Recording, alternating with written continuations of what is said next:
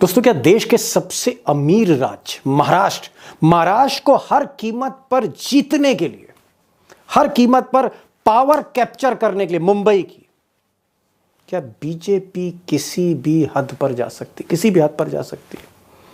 और इस हद का आलम यह है कि बीजेपी शरद पवार जैसे सीनियर मोस्ट लीडर, 84 साल की उम्र है, जानलेवा बीमारी से संघर्ष कर रहे हैं, असली चाणक्य हैं। क्या शरद पवार जैसे नेता को आज की तारीख में बीजेपी ब्लैकमेल करना चाह रही है, ब्लैकमेल करने की साजिश रच रही है? और क्या शरद पवार से इतना डर गई है कि बात ब्लैकमेल तक आ पहुंची है? बेटी को टारगेट किया जा रहा है, शरद पवार की बेटी को टारगेट किया जा रहा है। अब दोस्तों, कल्पना कीजिए कि महाराष्ट्र के क्रूशल इलेक्शन में वोटिंग का दिन हो, आज वोट पड़ने हो और वोटिंग के दिन शरद पवार पर शिकंजा कसने की कोशिश हो। उनकी बेटी सुप्रिया सूले जो एमपी हैं, कई बार की एमपी हैं, उन पर यह आरोप लगाया जाए कि वो करोड़ों रुपए का फर्जीवाड़ा कर रही थी, क्रिप्टो करेंसी का, बिटकॉइंस का फर्जीवाड़ा कर रही थी। और उनका जो ऑडियो क्लिप है वो पूरी गोदी मीडिया पे, चाहे वो रिपब्लिक चैनल हो, आज तक हो, इंडिया टीवी हो, name the channel, her channel पर दिन भर जब जनता वोट कर रही महाराष्ट्र में, सोशल मीडिया से लेकर मेन स्ट्रीम मीडिया तक, सुप्रिया सूले का एक ऑडियो क्लिप चलाया जा रहा है और यह बताया जा रहा है वो फाइनेंशियल फ्रॉड कर रही थी। Gaurav, why are you not responding to us? We need to have cash boss. Boss Gaurav, what's happening? None of you people are responding. Don't play games with me at all. Gupta has vanished, but what happens to money then? He says all bitcoins and cash is with you. अब इस audio clip को लेकर सुप्रिया सूले का कहना है कि ये उनकी आवाज़ नहीं है, ये एआई जनरेटेड आवाज़ है, कंप्यूटर का खेल किया गया है। और कहीं ना कहीं उन्होंने ये भी कहा कि मैं सुधांशु त्रिवेदी, बीजेपी के प्रवक्ता, जिन्होंने अपने कई बड़े नेताओं की आड़ में या शय पर मेरे खिलाफ ये जो आरोप लगाए, सार्वजनिक आरोप लगाए, मैं उनको चुनौती देती हूँ कि वो आए मुझसे किसी भी प्लेटफॉर्म पर बहस कर लें। उन्होंने कहा कि ये बिल्कुल निराधार है और उन्होंने एक एफआईआर पूरे प्रमाण के साथ दर्ज करा दी। और शाम होते होते जब वोटिंग खत्म हो गई तो कई चैनल्स ने कहा कि हाँ, जो आवाज़ है वो सुप्रिया सूले की नहीं लगती है। वहीं दूसरे एआई टूल ने इसमें 70-80% आशंका और संभावना दिखाई है कि ये फेक है, यानी गलत है। अब दोस्तों, ये पहला मौका नहीं है जब मोदी और शाह ने गुजरात लॉबी ने शरद पवार को घेरने की कोशिश की। इससे पहले भी उन पर कई आरोप लगाए गए, उनके पीछे ईडी छोड़ दी, इनकम टैक्स छोड़ दिया गया, उनकी पार्टी को तोड़ा गया, भतीजे को अलग किया गया और आज सबसे बड़ा हमला किया गया जब उनकी इकलौती बेटी को टारगेट किया गया, लांछन लगाया गया। क्या शरद पवार को अल्टीमेटली बीजेपी दबा लेगी? और क्या जो नतीजे आएंगे 23 नवंबर के बाद, उसमें शरद पवार को कहीं ना कहीं टारगेट करेगी, ब्लैकमेल करेगी? जिस शरद पवार को ब्लैकमेल नहीं किया जा सकता, मुश्किल ही नहीं, नामुमकिन है। कैसा है? शरद पवार के सबसे करीबी और मैं कहूँगा कि खोजी पत्रकार, फाइनेंस और राजनीति दोनों समझने वाले अशोक वानखेड़े टाइगर को आज मैंने बुलाया। मैंने कहा, आप सुप्रिया सूले को भी जानते हैं, आप बीजेपी के बड़े नेताओं को भी जानते हैं, आप शरद पवार से भी बातचीत करते हैं, ये मामला है क्या? मैं बिटकॉइंस पे बहुत फोकस नहीं करूँगा, लेकिन मेरा सवाल ये है कि क्या शरद पवार 84 साल की उम्र, जीवन से संघर्ष कर रहे हैं, एक ऐसी बीमारी है, उसके बाद वो आदमी 5-6 रैली करता है और आज की तारीख में वो एक बहुत बड़ा फैक्टर है जहां चुनाव शरद पवार के इर्द गिर्द घूम रहा है। क्या इस शख्स को झुकाया जा सकता है, ब्लैकमेल किया जा सकता है? चलते हैं सीधे टाइगर के पास। तो दोस्तों, एग्जिट पोल पर हम काफ़ी बात कर चुके हैं और एग्जिट पोल का कोई मतलब भी नहीं। टाइगर का भी मानना है कि फेक है, एंटरटेनमेंट है। लेकिन मैं आज बड़ी खबर पे आ रहा हूँ। जिस तरह विनोद तावड़े को कल पकड़ा गया और उनके पास से रंगे हाथ भाई ठाकुर के परिवार ने पैसा पकड़ा, उसके बाद सुबह उसको काउंटर किया बीजेपी ने और एक तरह से शरद पवार को ब्लैकमेल करने की कोशिश की, दबाव वोटिंग के दिन। और उनकी जो बेटी है उस पर इस तरह के आरोप लगाए गए कि बिटकॉइंस के मामले में वो कोई डील कर रही हैं, उसमें कोई आईपीएस ऑफिसर भी आ गया। अब क्योंकि टाइगर शरद पवार को बहुत अच्छी तरह से जानते हैं, सुप्रिया सूले को भी जानते हैं और इस पूरे घटनाक्रम में भी हैं और इत्तेफाक से महाराष्ट्र का दौरा करके भी लौटे हैं। पुणे में अक्सर टाइगर मिलते रहते शरद पवार से। टाइगर, वोटिंग के दिन शरद पवार जैसे एक किंग को वोटिंग के दिन इस तरह से ब्लैकमेल करने की कोशिश की, उनकी बेटी का एक फेक जो है ऑडियो क्लिप उछाल दिया गया और दिन भर चलाया गोदी मीडिया ने, और उस पर सुधांशु त्रिवेदी प्रेस कॉन्फ्रेंस कर रहे हैं कि इसमें ईडी की जांच होनी चाहिए।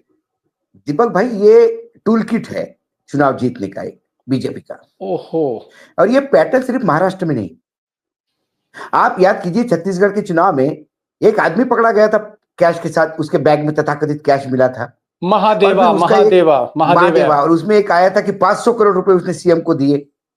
500 करोड़, सभी चिल्ला रहे थे 500 करोड़ 500 करोड़। क्या हो गया 500 करोड़ का? आज उस बात को 1 साल हो गया। एक लाल डायरी लेके प्रधानमंत्री घुमा करते थे राजस्थान में, सबका हिसाब है उसमें जी। हाँ, क्या प्रधानमंत्री ने अशोक गहलोत के साथ क्या मांडवली करी, क्या कमीशन सेट किया जो उस डायरी के बारे में बातचीत नहीं हो रही? उत्तर प्रदेश में चुनाव थे, 281 करोड़ रुपए पकड़े गए थे जैन के। ये समाजवादी का पैसा है, सीना ठोक ठोक के बता रहे थे गृह मंत्री और प्रधानमंत्री। कहाँ है वो पैसा? अखिलेश बाहर क्यों है? प्रियंका गांधी यूपी में एक्टिव होती है तो वाड्रा को रोज 6-6 घंटे के लिए इंट्रोगेशन होता है, और उनको क्या सवाल पूछते और क्या जवाब देते, ये बीजेपी कार्यालय से बाकायदा नमक मिर्च लगा के लोगों को परोसा जाता था।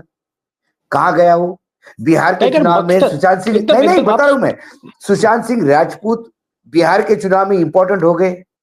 बिहार के वहां 0 एफआईआर दर्ज होती है। मुंबई पुलिस को टारगेट किया जाता है कि उद्धव की सरकार है। क्या हो गया? कहाँ गई एजेंसियां? क्या कोई डंके की चोट पे बोल सकता है सुशांत सिंह राजपूत का इन्वेस्टिगेशन कहाँ पे है? ये इनकी आदत है। 2018 का मामला है ये, वैसा भी जिसमें ये लोग इन्वॉल्व है, इसमें ना सुप्रिया सुले का कुछ लेना देना है, ना किसी पॉलिटिशियन का लेना देना है। मैं आपको सिर्फ एक मिनट लूंगा, ये बिटकॉइन का मामला था क्या ये बताने के लिए। ठीक, बता दीजिए। इस बिटकॉइन का जो स्कैम है, इसका मास्टरमाइंड है अमित भारद्वाज, ठीक है, जिसने बिटकॉइन के इन्वेस्टमेंट के नाम पे इन्हें निवेश बिटकॉइन में करेंगे और 10% का रिटर्न मिलेगा, ऐसा करके कई लोग महाराष्ट्र और पंजाब के लोगों को टोपी पहनाई। उसके बाद ये भाग गया दुबई, फिर उसको डिपोर्ट करके लाया गवर्नमेंट ऑफ इंडिया दुबई से, और 2022 में उसको हार्ट अटैक हो गया और उसकी मौत हो गई। एक मिनट मैं थोड़ा सा जिस आपके ने जो कुछ कहा मैं और थोड़ा सा उसको आसानी से दे दूं 10 सेकंड के अंदर। टाइगर का ये कहना है कि ये बिटकॉइन का मामला था, ये क्रिप्टो करेंसी, इसका एक रैकेट था, और इस रैकेट में फिल्म स्टार और बड़े बड़े बिल्डर ये सब इन्वॉल्व थे। इस फ्रॉड की कई परतें खुल चुकी हैं। दिल्ली, महाराष्ट्र, पंजाब में 40 से ज्यादा एफआईआर हो चुकी हैं। अब टाइगर आगे बताइए, इसमें सुप्रिया सुले की रिकॉर्डिंग करके डाल दी? नहीं, उसमें क्या हुआ, उसमें रविंद्रनाथ ने ये देखा कि मैं गवाही किसके गवाही पे गया हूं जेल में। 14 महीने रविंद्रनाथ जेल में रहे। वो किसके गवाही पे गए थे? मेहता के। अब वो मेहता की सुपारी लेके घूम रहे बाहर। अब उसमें उन्होंने कहा था कि रविंद्रनाथ ने कहा कि मेरी कंपनी ने मुझे 2018 में एक केस की जांच करने के लिए क्रिप्टो करेंसी विशेषज्ञ के रूप में बुलाया था, और मैं लगातार इन्वेस्टिगेट कर रहा था, तो मुझे ये बात पता पड़ी कि इसमें गौरव मेहता एक ऐसा आदमी है जो एक खेल कर रहा है। अब परसों मुझसे 4-5 घंटे तक उससे बात हुई। 4-5 घंटे में कई बार उसने फोन किया और मेरी बात हो गई, और फिर उसने ये कहा कि ये जो वॉलेट है जो अमिताभ गुप्ता के पास है जिसमें क्रिप्टो करेंसी है, उसमें से कुछ पैसे निकालने हैं। उसने कहा कि मुझे कोई इसमें लेना देना, बोले नहीं, इसमें एक मैं आपको ऑडियो क्लिप देता हूं। उसने ऑडियो क्लिप ट्रांसफर की, उसमें नाना पटोले और सुप्रिया दोनों बोल रहे हैं कि अभी चुनाव के लिए पैसा चाहिए, शरद पवार की बेटी है, ठीक है। कोई भी आरोप लगाने के पहले आपको ये देखना चाहिए, कल यदि शरद पवार की तरफ से कोई आरोप लगाए कि भाई चुनाव खत्म हो गए, मैं बहुत थक गया हूं, अब मुझे रिलैक्स करने के लिए 2-4 महिलाओं की व्यवस्था करे, ऐसा एआई पे एक ऑडियो क्लिप यदि दे दिया और देश के किसी बड़े नेता को बदनाम किया, तो क्या करेंगे आप? क्या करेंगे आप? ओके। कोई भी आरोप किसी पे लगाने के पहले ये जांच करनी जरूरी है। भाई कल क्या विनोद तावड़े ने क्या बोला? एक मिनट, विनोद तावड़े ने क्या बोला जब राहुल गांधी ने पूछा कि 10 लाख रुपए कहां से आए आपके पास, ये बताइए? तो विनोद तावड़े ने कहा कि शाहनिशा करने के पहले आरोप लगाना बचकाना है। वही बचकानी हरकत सुधांशु त्रिवेदी ने की। एक बात दूसरी बात जानता हूं, सुधांशु त्रिवेदी भी जानते हैं, आप भी जानते हैं, हम भी जानते हैं, महाराष्ट्र की पूरी जनता जानती है। शरद पवार की हालत इतनी बुरी नहीं है कि चुनाव लड़ने के लिए उनको कोई चीज बेचनी पड़े। इस देश के उद्योगपति जितने नरेंद्र मोदी और अमित शाह को नहीं जानते, उससे ज्यादा के ज्यादा उद्योगपति शरद पवार के ऑब्लिगेशन के नीचे है।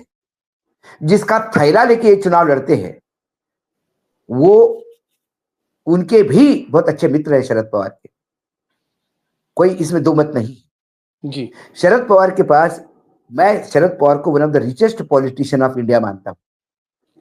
ऐसे आदमी को चुनाव के लिए बिटकॉइन बेचना पड़े, यह बहुत ही हास्यास्पद है। और बेटी को फंसा दे, अपनी बेटी को फंसा दे। और सुप्रिया सुळे कभी फाइनेंस का काम देखती नहीं, मैं आपको बता रहा हूं, देखती नहीं। मैं परिवार को जानता हूं। सुप्रिया सुळे के पास कोई ये लाइजनर फाइजनर भी नहीं जाते कि ये टेंडर करवा दो, वो करवा दो, इससे दूर रहती हो। तो सुप्रिया सुळे ने ये चैलेंज दिया ये किसी भी प्लेटफॉर्म पे, यदि वाकई त्रिवेदी को, सुधांशु त्रिवेदी को कुछ औकात होगी तो सुप्रिया सुळे का चैलेंज स्वीकार करके किसी प्लेटफॉर्म पे आना चाहिए। कोई प्लेटफॉर्म नहीं दे रहा होगा तो दीपक जी, आपकी तरफ से मैं आह्वान करता हूं कि दीपक शर्मा का प्लेटफॉर्म आपके लिए हाजिर है, आप आइए, दोनों बात करके बताइए। तीसरी बात, अब आपको जस्टिफाई करना था तो आपने उस मेहता के घर रेड करी आज इनकम टैक्स ईडी की, जस्ट टू जस्टिफाई 2018 का मामला आज आप रेड कर रहे हैं। जिस दिन वोटिंग है उस दिन, एक दिन पहले आप बता रहे हैं ये टूल किट है चुनाव का, उसके बाद ये कहां जाएगा, किधर जाएगा, किसी को पता नहीं। मैं बोलता हूं सुप्रिया सुळे का यदि यह मामला है तो सुप्रिया सुळे को जेल जाना चाहिए, पॉइंट नंबर 1। तो फिर जेल बघेल को भी जाना चाहिए, जेल वाड्रा को भी जाना चाहिए, जेल अशोक गहलोत को भी जाना चाहिए, जेल अखिलेश को भी जाना चाहिए, जिनके बारे में ऐसे ही प्रचार चुनाव के ठीक वो मतदान के आसपास करते हैं लोग। नहीं टाइगर, यहाँ पर मेरा एक बड़ा सवाल है, क्या ये जो सुधांशु त्रिवेदी, जो बीजेपी के प्रवक्ता हैं सुधांशु त्रिवेदी, उन्होंने प्रेस कॉन्फ्रेंस करके कहा कि साहब शरद पवार की बेटी जो है क्रिप्टो करेंसी का ये घपला कर रही है, यानी साइबर फ्रॉड हो रहा है, ये सुधांशु त्रिवेदी की दिमाग की उपज है? क्या उनकी औकात है? ये इसके पीछे कौन है? खेल के पीछे कौन है? कौन हो सकता है? खेल के पीछे बीजेपी लीडरशिप, नहीं पूरी बीजेपी की लीडरशिप है भाई। विनोद तावड़े पे हाथ डाला तो किस पे हाथ डाला? विनोद तावड़े पे हाथ डाला तो किस पे हाथ डाला?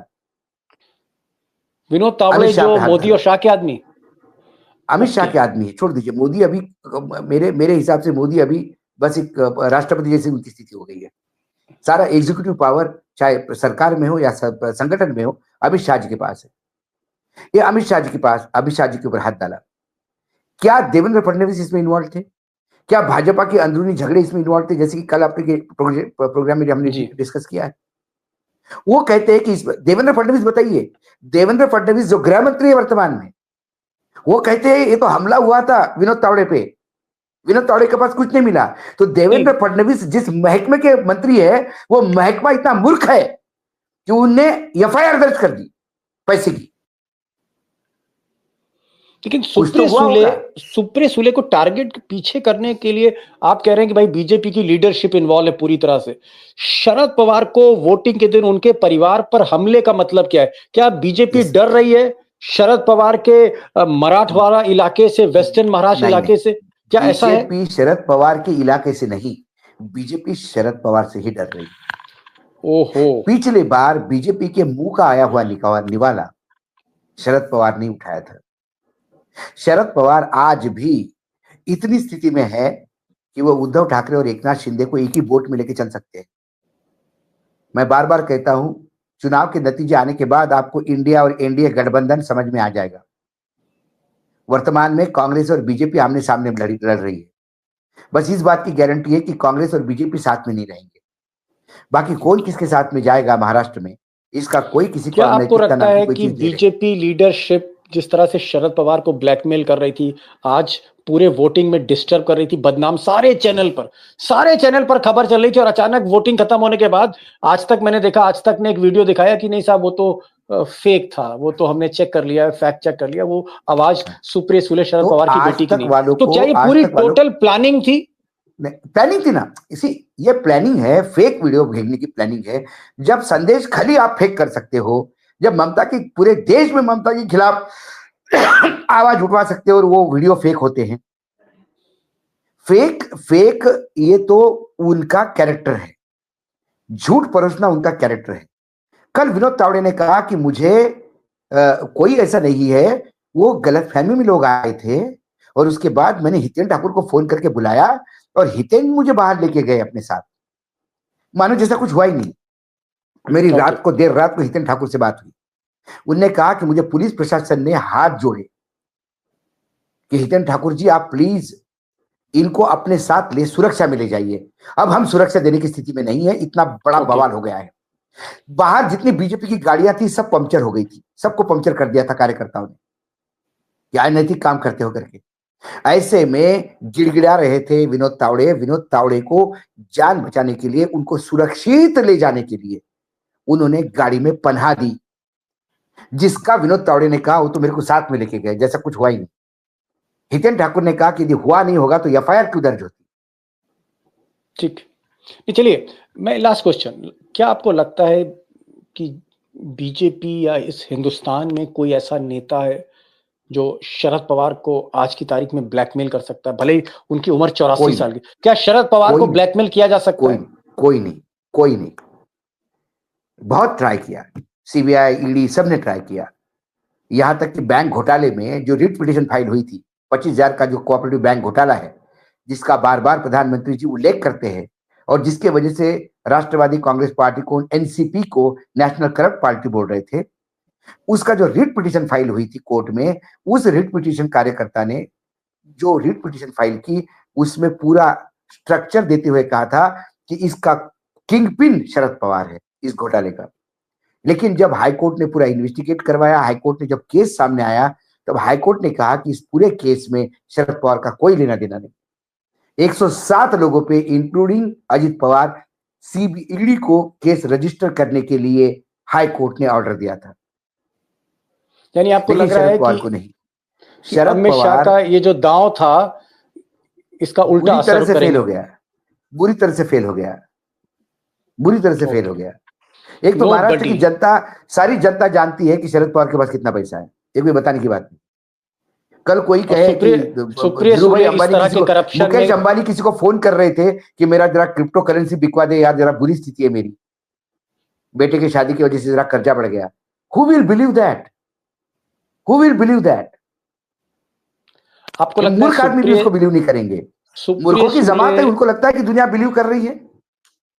आपको लगता है सुप्रिया सुले जो आदमी छत्रपति शिवाजी महाराज को 5 बार औरंगजेब से माफी मंगवा सकता है, डंकी की चोट पे सुधांशु त्रिवेदी, उन्हें कहा कि छत्रपति शिवाजी महाराज ने 5 बार औरंगजेब से माफी मांगी, तो अंग्रेजों से माफी मांगी तो क्या हुआ भाई सावरकर ने? जो आदमी इतिहास को तोड़ मरोड़ के बरस सकता है, तो एआई और बाकी टेक्नोलॉजी, ये एआई की भी टेक्नोलॉजी नहीं थी, ये तो बहुत ही छिछोरापन किसी ने वो किया, किसी मिमिक्री करी जो फेक करके साबित हुआ। ओके, लास्ट क्वेश्चन, क्या सुप्रिया सुले, जितना आप सुप्रिया सुले को जानते हो 25-30 वर्षों से, क्या सुप्रिया सुले का इन्वॉल्वमेंट लाइजनर लोगों से या इस तरह से मैं सुप्रिया सुले को मैं बता रहा हूँ क्या होता है। दीपक भाई, हमारे संबंध होते हैं नेताओं से, हमारे संबंध सभी लोगों से होते हैं, ठीक है। कई बार लोग इतना ही कहते कि यार सिर्फ आपके साथ एक बार चल के मिलना चाहते, तो हम बड़ा अनकंफर्टेबल हो जाते कि भाई ये पता नहीं क्या काम बताएगा क्या नहीं बताएगा। तो कई बार ऐसा भी होता है कि आप नेता को फोन करके बोल देते हो कि वो बहुत प्रेशर कर रहा है, मैं लेके आऊंगा, लेकिन भैया काम वाम नहीं करना है, बस एक बार उसके साथ हेलो करके आप मुझे वापस कर दो, मिल लीजिए, लेकिन काम करने की कोई जरूरत नहीं है कि वो मेरे गले पड़ा हुआ है। कई बार ऐसे संबंध हो जाते हैं आपके। तो सुप्रिया जी के साथ मेरा भी वार्तालाप होता है, शरद पवार जी के साथ होता है, अजित पवार जी के साथ होता है। कभी भी जीवन में सुप्रिया सुले को कोई मिलने गया हो, कोई उद्योगपति डील लेके, कोई इसके लिए मिला, she keeps everything at a bay, क्योंकि वो शरद पवार की बेटी है, उसे ये करने की कभी जरूरत नहीं महसूस हुई। जरूरत नहीं। Okay, got it. टाइगर थे, टाइगर ने कहा कि सबसे पहली बात कि ये जो पूरा मामला था ये बीजेपी लीडरशिप ने कहीं ना कहीं प्लांट किया, शरद पवार को ब्लैकमेल करने की कोशिश थी वोटिंग के दिन। ऐसा कोई हिंदुस्तान में नेता नहीं जो असली चाणक्य शरद पवार को ब्लैकमेल कर ले। तमाम कोशिशें हुई पिछले कुछ सालों में ईडी, सीबीआई, इनकम टैक्स की, लेकिन शरद पवार को ब्लैकमेल नहीं कर पाए। दूसरा, उन्होंने कहा कि शरद पवार की जो बेटी सुप्रिया सूले हैं वो क्रिप्टो करेंसी जैसा साइबर फ्रॉड नहीं कर सकती, उनको जरूरत ही नहीं है। शरद पवार की बेटी को क्रिप्टो करेंसी की जरूरत नहीं है, पैसे की वहां कोई कमी नहीं है और इस तरह की डील मेकिंग में नहीं है। कुल मिलाकर बीजेपी का यह थॉट था। देखते हैं कि क्या इस मामले को आगे बढ़ाया जाता है और नतीजों के बाद, आने के बाद, क्या फिर ये ब्लैकमेल का टूल होगा। हालांकि टाइगर कह रहे हैं पवार को ब्लैकमेल करना नामुमकिन है। टाइगर, आप आए और आज इतना मसरूफ दिन था आपका, इतना बिजी शेड्यूल था। Thank you so much for coming to this program. Thank you so much and keeping words, honouring your words. जबान देते हैं कि मैं आऊंगा तो आप आते हैं, ये बहुत बड़ी बात है। टाइगर जैसा कैरेक्टर है। Thank you so much. Thank you.